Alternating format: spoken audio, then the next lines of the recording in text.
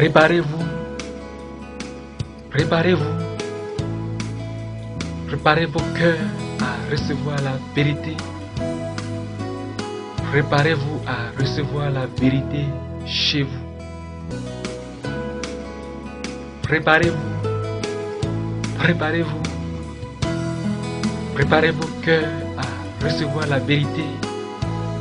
Préparez-vous à recevoir la vérité chez vous. Sans ta lumière, Seigneur, que serions-nous dans ce monde en perdition, sans direction, cherchant la voie? C'est l'heure de la vérité. C'est l'heure de la vérité. La vérité qui divise et qui dérange. La vérité qui divise et qui dérange. Mais aussi et surtout la vérité qui affranchit. La vérité qui sauve. La vérité qui délivre. La vérité qui libère. Vous connaîtrez la vérité et la vérité vous rendra libre, a dit le Seigneur Jésus-Christ dans l'évangile de Jean chapitre 8, le verset 32. Vous tous qui aimez la vérité, et surtout la vérité biblique, soyez abondamment bénis au nom du Seigneur Jésus-Christ. Pour vous servir, je suis le pasteur et serviteur du Seigneur Jésus-Christ, Rodrigue Genji. Alléluia, gloire à Dieu, Amen.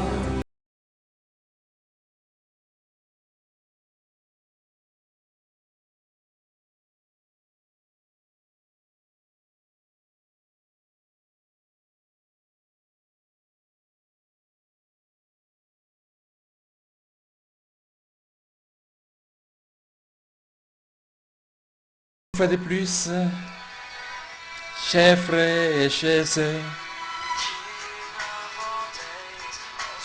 vous qui m'écoutez en ce moment, je vais continuer à partager la sainte parole du Seigneur avec vous. Je vais continuer à partager la bonne nouvelle du Seigneur Jésus-Christ avec vous. Car c'est ce qu'il y a de mieux sur cette terre. Et notre destinée à nous tous dépend de la bonne nouvelle, de l'évangile du Seigneur.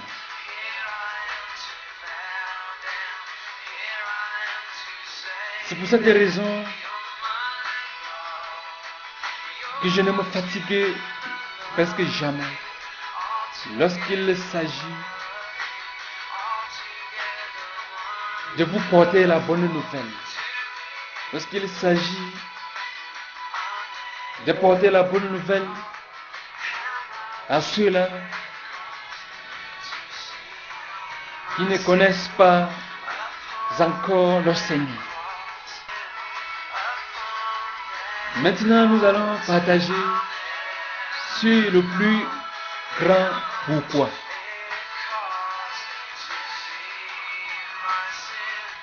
Oui, le plus grand pourquoi.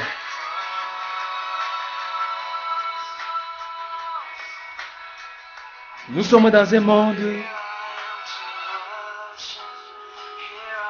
où, à cause des événements qui dépassent notre entendement,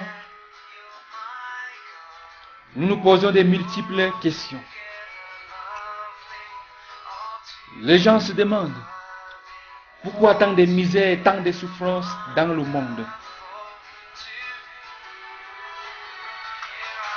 Pourquoi tant de haine et tant de guerres dans le monde? Pourquoi tant de calamités et tant de catastrophes naturelles ça et là dans le monde? Pourquoi tant d'accidents de voitures, de trains, d'avions qui endeuillent des familles? Pourquoi les terroristes sèment-ils tant de terreur et font couler le sang des innocents dans certaines régions du monde? Pourquoi tant d'injustice dans notre société? Et surtout, pourquoi Dieu permet-il tout cela? Pourquoi Dieu permet-il que cela n'arrive qu'à moi? Oui, pourquoi Dieu permet-il que ça m'arrive? Pourquoi?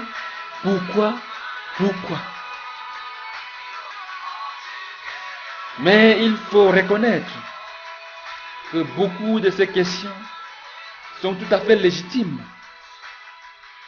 Mais ce qui est un peu embarrassant, c'est que beaucoup de personnes, dans les pourquoi, semblent accuser Dieu.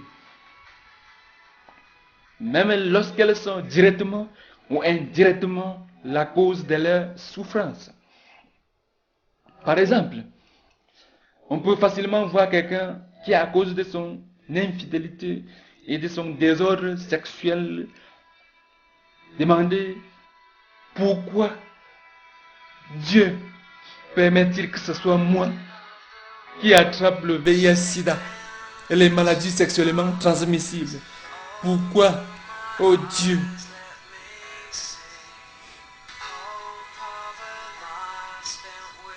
Pour être sincère, beaucoup de nos questions sont légitimes et méritent bien des réponses claires. En ce moment, je ne suis pas là pour essayer de répondre à tous ces pourquoi. Peut-être une autre fois. Mais en ce moment même, je suis là tout simplement pour attirer notre regard et surtout notre attention sur un pourquoi qui devrait annuler tous les autres pourquoi. Le pourquoi prononcé par le Seigneur Jésus-Christ à la croix. Oui, à la croix, le Seigneur Jésus-Christ s'est écrié: mon Dieu, pourquoi m'as-tu abandonné? Pourquoi le Seigneur Jésus-Christ, qui était si bon et miséricordieux, si compatissant, a-t-il été crucifié? Matthieu 27, verset 46. Marc 8, à partir du premier verset au verset 9. Pourquoi le Seigneur Jésus-Christ, qui était si puissant, puisqu'il a délivré les démoniaques, ressuscité même les morts, s'est-il laissé crucifier? Matthieu chapitre 9, à partir du verset 18 au verset 33. Matthieu chapitre 26, à partir du verset 46 au verset 53. Pourquoi Dieu l'a-t-il abandonné à la croix? Est-ce que vous vous êtes déjà posé cette question pour trouver la vraie réponse? Le juste, l'innocent, même Ponce Pilate, avant de le livrer pour être crucifié, a déclaré à la foule et aux principaux sacrificateurs qui accusaient Jésus: je ne trouve rien de coupable en cet homme, il ne mérite pas la mort. Luc chapitre 23, à partir du premier verset au verset 4. Le juste, l'innocent, le seul homme juste, sans péché, qui ait vécu et existé sur cette terre, crucifié. Mais pourquoi? 1 Pierre chapitre 2, à partir du verset 22 au verset 24. À la croix, Jésus s'est donné comme victime expiatoire, comme l'agneau sans tache, l'agneau parfait, qui ôte le péché du monde, qui ôte ton péché. Si tu crois en son sacrifice. L'évangile de Jean, le premier chapitre au verset 29. Et on peut aussi lire que sans effusion de sang, il n'y a pas de pardon. Hébreux, le chapitre 9, le verset 22. Donc le sang de Jésus, versé à la croix, t'offre le pardon. Le sang de Jésus te purifie de tout péché et de toutes tes souillures, et même ta conscience des œuvres mortes, afin que tu puisses servir le Dieu vivant. si tu les confesses tous tes péchés et te repens.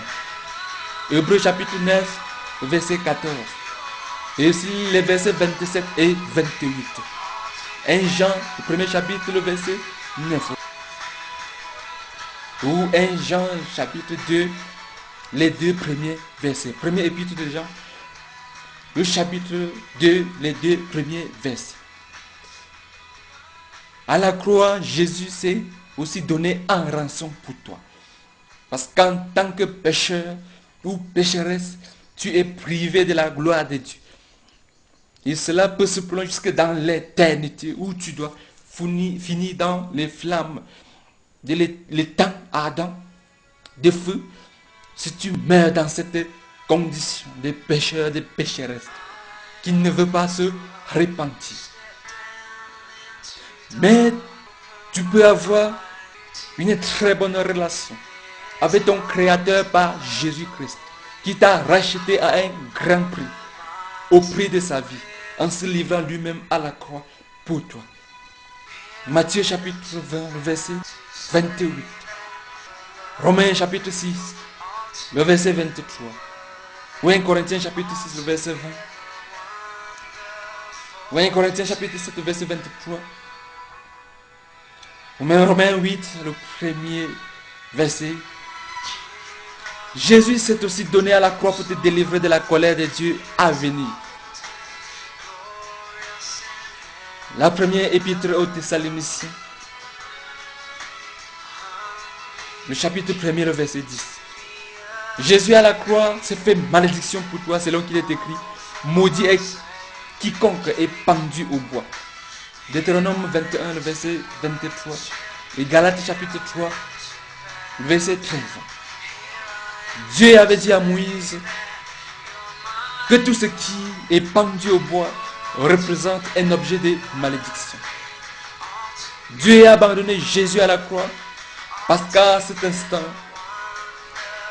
à ce moment-là, il portait sur lui les péchés et la malédiction des hommes. Et il s'est fait malédiction pour nous. Depuis la chute de l'homme dans le jardin d'Éden, le péché et la malédiction sont entrés dans le monde. Et tout être humain qui est né dans ce monde porte en lui les gènes du péché et de la malédiction. Genèse chapitre 3, à partir du premier verset au verset 19. Et Romains chapitre 5, le verset 12. Mais gloire soit rendue au Seigneur Jésus-Christ, qui n'a pas voulu nous laisser dans cette pire condition. Il s'est laissé crucifier et ainsi se fait malédiction pour nous racheter de la malédiction. Il offre son pardon, son salut, sa paix et la bénédiction à celui qui se confie à son sacrifice. À la croix, le châtiment qui nous donne la paix est tombé sur Jésus-Christ. D'après Ésaïe 53, le verset 5. À la croix, Jésus a triomphé sur Satan, les dominations et toutes les principautés du monde des ténèbres. L'épître de Paul aux Colossiens chapitre 2, à partir du verset 13 au verset 15.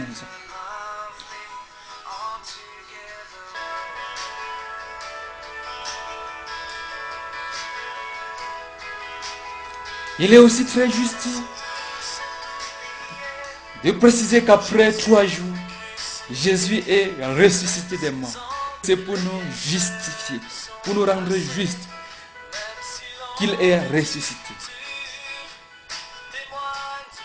Romains chapitre 4, le verset 25. Et il est monté vivant dans les cieux, où il règne sur tout l'univers. Matthieu 28, à partir du verset 18 au verset 20. Maintenant que vous savez pourquoi le Fils de Dieu, pourquoi Jésus-Christ est mort à la croix, maintenant que vous savez pourquoi le Seigneur Jésus a abandonné son trône pour venir mourir sur la croix, au milieu de 2 brigands, ne voulez-vous pas venir à lui pour bénéficier et jouir du fruit de sa mort?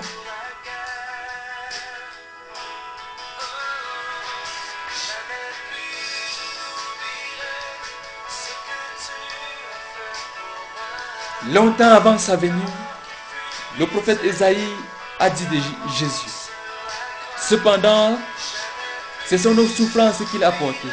C'est de nos douleurs qu'il s'est chargé. Il était blessé pour nos péchés, brisé pour nos iniquités. Le châtiment qui nous donne la paix est tombé sur lui. Et c'est par ces meurtrissures que nous sommes guéris. L'Éternel a fait retomber sur lui l'iniquité de nous tous. Quoiqu'il n'ait point commis de violence et qu'il n'ait point eu de violence dans sa bouche, il a plu à l'Éternel de le briser par la souffrance. Après avoir livré sa vie en sacrifice pour le péché, par sa connaissance, mon serviteur juste justifiera beaucoup d'hommes et il se chargera de leurs iniquités. Il s'est livré lui-même à la mort. Il a été mis au nombre des malfaiteurs. Il a porté les péchés de beaucoup d'hommes et il a intercédé pour les coupables. Oh, que c'est merveilleux, tellement merveilleux. Ésaïe 53, à partir du premier verset au verset 12.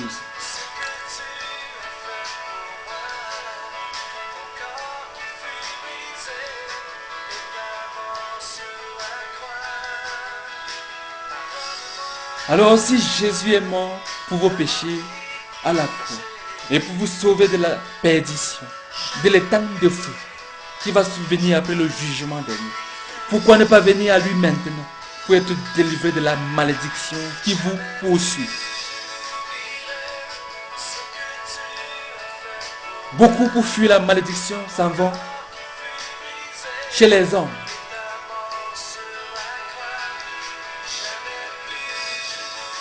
S'en vont chez les marabouts, chez les féticheurs, pour se laver. Mais les marabouts, les féticheurs ne peuvent point laver la malédiction. Il n'y a que Jésus qui se fait malédiction pour vous en se laissant pendre au bois, qui peut vous délivrer de la malédiction qui vous poursuit. Si Jésus a vaincu Satan et les puissances du monde des ténèbres, et même la mort, puisqu'il est ressuscité des morts, pourquoi ne pas venir à lui maintenant pour être délivré de la crainte de la mort et des mauvais esprits qui vous oppressent et qui vous tourmentent?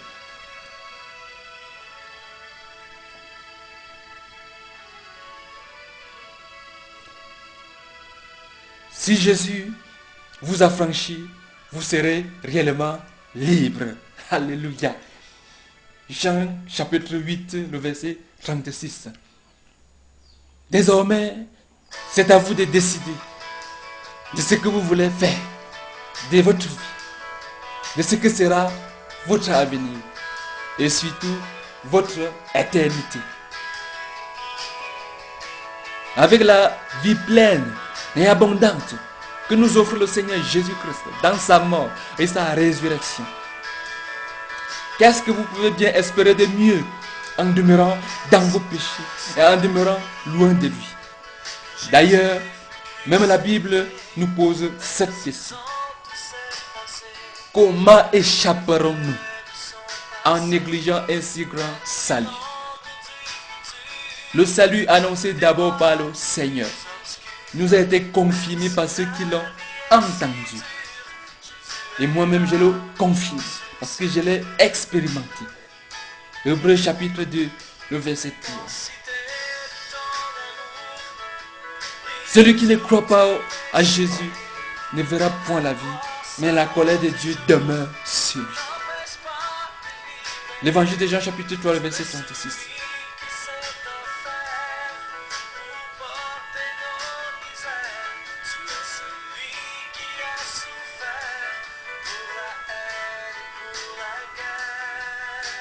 Le Seigneur Jésus est la solution à tous vos problèmes.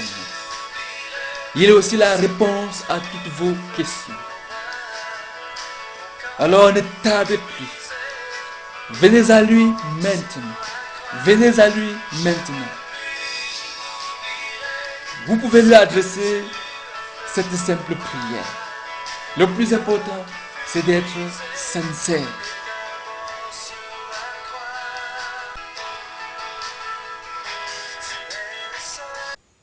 Vous pouvez adresser cette simple prière au Seigneur.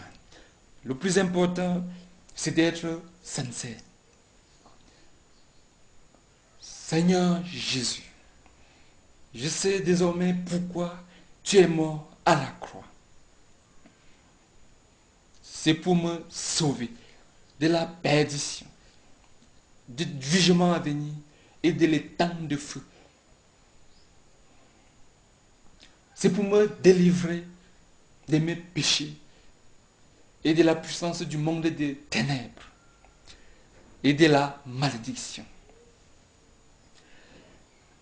Je viens à toi maintenant, Seigneur, tel que je suis, tel que tu me vois. Je te confesse tous mes péchés. Je te demande pardon. Seigneur, s'il te plaît, pardonne-moi. Purifie-moi aussi de toute souillure. Délivre-moi de la malédiction et de tous les liens qui me tiennent captif ou captive. Que la vie abondante, pleine, ayant but et un sens, que la vie éternelle que tu offres à tous ceux qui se confient en ton sacrifice à la croix soit aussi désormais mon partage. Je veux désormais vivre pour toi et pour ta gloire. Je m'engage aussi, Seigneur, à faire ta volonté en toutes choses. Merci, Seigneur Jésus. Merci de m'écouter. Merci de m'exaucer. Merci d'être mort pour moi. Que toute la gloire, Seigneur, te revienne. Amen. Si vous êtes sincère dans votre décision et dans votre engagement, oui, si vous êtes sincère dans votre décision et dans votre engagement, soyez sûr que le Seigneur Jésus vous a écouté et vous a exaucé. Lui-même, il a dit, je ne mettrai point dehors celui qui vient à moi ou celle qui vient à moi. Il a aussi dit, je me tiens à la porte et je frappe. Si quelqu'un entend ma voix et ouvre, j'entrerai chez lui. Et je souperai avec lui et lui avec moi. Jean chapitre 6, le verset 37. L'évangile de Jean, Jean chapitre 6, le verset 37 et Apocalypse, le chapitre 3, le verset 20. Soyez la bienvenue dans la famille de Dieu, la merveilleuse famille de Dieu.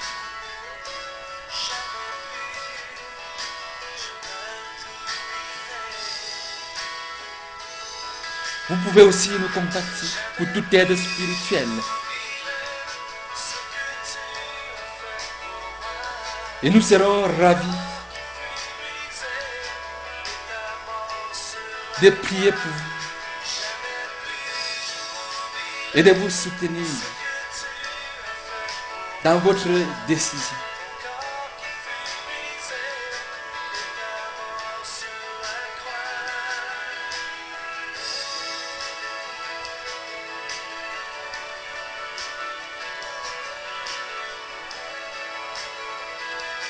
Voici notre démarche qu'il faut suivre pour tous ceux-là qui ont vraiment le désir de se sauver de cette génération perverse et corrompue, de tous ceux-là qui veulent échapper à la condamnation et de tous ceux-là qui veulent vraiment se repentir.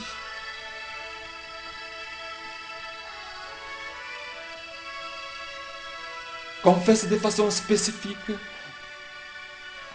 à Dieu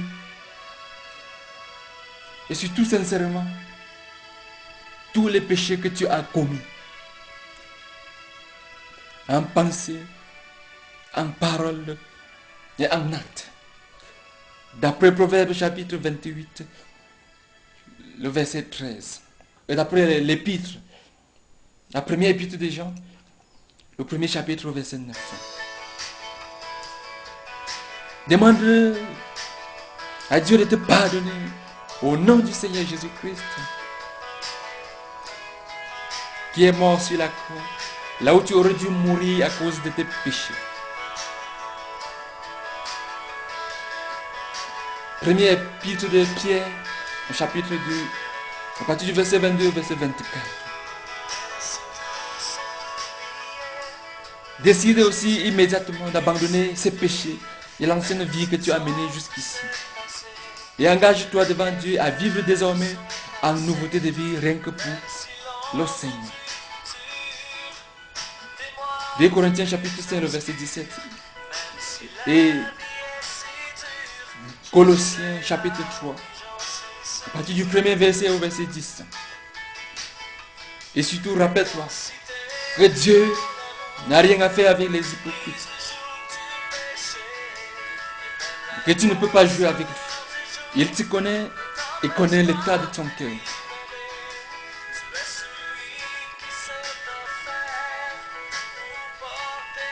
Invite aussi le Seigneur Jésus-Christ à venir habiter dans ton cœur. Demande-lui de briser tous les liens de péché et de la malédiction dans ta vie. Qu'il te remplisse de son Saint-Esprit et qu'il te guide tous les jours comme lui-même il a promis qu'il sera avec nous tous les jours.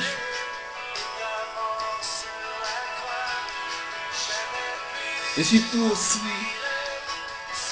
après cela, tu dois te faire baptiser.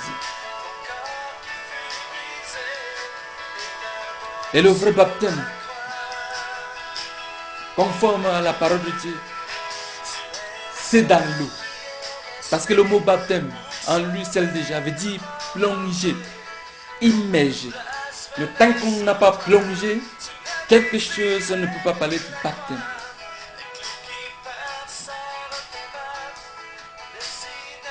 Dans les gouttes d'eau qu'on verse sur la tête des gens, dans beaucoup de milieux religieux, n'ont absolument rien à voir avec le baptême. Par la grâce de Dieu, j'aurai l'occasion de partager largement sur ce sujet avec vous. Oui, nous aurons l'opportunité de partager sur le baptême de longtemps large. Je disais, tantôt, fais-toi baptiser, c'est-à-dire par immersion dans l'eau, ce qui est le baptême biblique. Matthieu chapitre 3, le verset 6 et le verset 16. Et tout aussi l'évangile des Jean. Le chapitre 3, le verset 23. Le plus tôt possible, car Jésus a dit, celui qui croira et qui sera baptisé sera sauvé. L'évangile de Marc, le chapitre 16, le verset 16.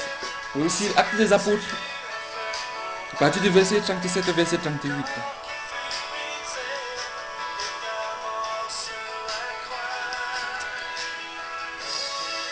Naturellement, procure-toi une sainte Bible et commence à la lire et à la méditer, à la mettre en pratique chaque jour. Josué 1, le verset 8. Le Somme chapitre 1er, à partir du premier verset au verset 3. Aussi Matthieu chapitre 7, à partir du verset 24 au verset 27. Et engage-toi à faire la restitution, c'est-à-dire réparer tous les torts que tu as eu à commettre aux uns aux autres là où c'est possible. Ça fait partie de la repentance, la restitution. C'est-à-dire réparer les torts que tu as eu à commettre aux uns aux autres là où c'est possible. Je précise et je souligne là où c'est possible. Parce qu'on ne peut pas réparer tous les torts qu'on a eu à commettre aux autres. Mais là où c'est possible, il faut le faire. Et surtout, prie en demandant à Dieu de te conduire lui-même vers un groupe de chrétiens authentiques qui lisent et qui mettent en pratique toute la Bible. Et efforce-toi toujours d'être soumis et obéissant au Seigneur en toutes choses. 1 Samuel chapitre 15, les versets 22 et 23.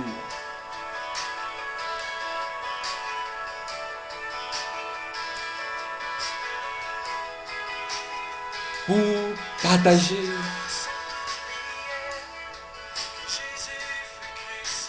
cette bonne nouvelle avec vous. Je suis le pasteur et serviteur du Seigneur Jésus-Christ,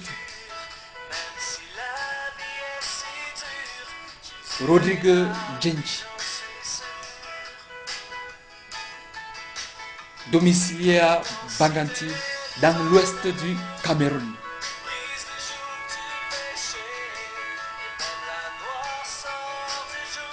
Et si vous êtes à Banganti, ou bien si vous arrivez à Banganti et que vous voulez vous joindre aux enfants de Dieu pour prier ou persévérer dans la foi, oui, à Banganti, nous avons une assemblée au quartier Vumbat, derrière ancien marché Pastèque, plus précisément à la rue de la grâce de Jésus-Christ. Oui, la rue de la grâce de Jésus-Christ, derrière ancien marché Pastèque de Banganti.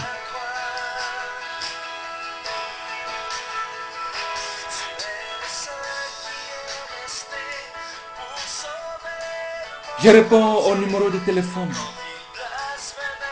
77 61 93 77 77 61 93 77 et aussi au 96 36 25 40 96 36 25 40. Et vous pouvez précéder ces numéros du code du Cameroun qui est 00 237 si vous m'appelez hors du Cameroun. Si vous voulez, vous pouvez aussi m'écrire à l'adresse électronique rodrigue.djenji@yahoo.fr. Djenji s'écrit N-J-E-N-D-J-I.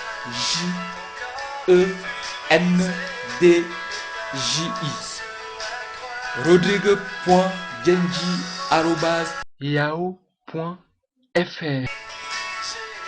Que la grâce, la paix, la miséricorde du Seigneur, sa révélation et toutes ces multiples bénédictions infinies soient votre partage.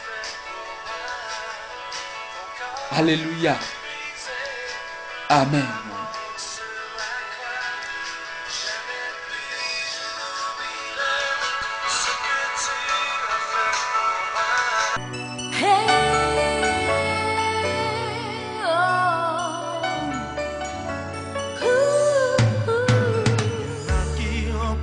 Siècle, il s'appelait Emmanuel.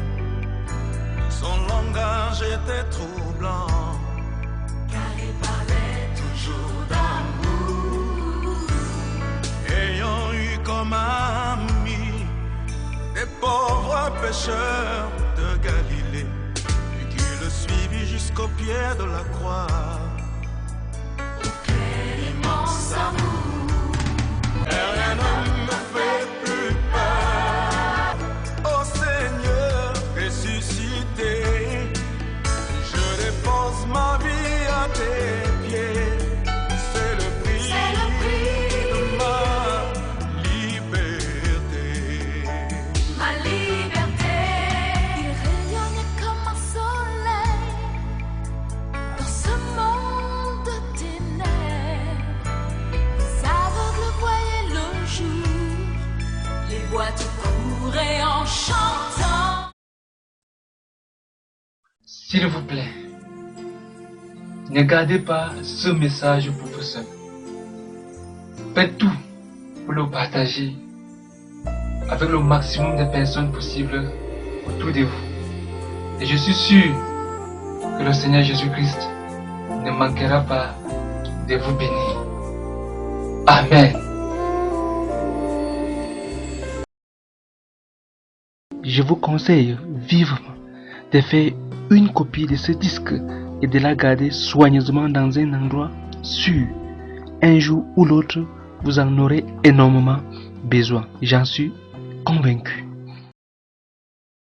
N'oubliez pas que vous pouvez aussi lire, écouter, visionner et télécharger gratuitement mes différents messages sur mon site internet www.pasteur-rodrigue.com.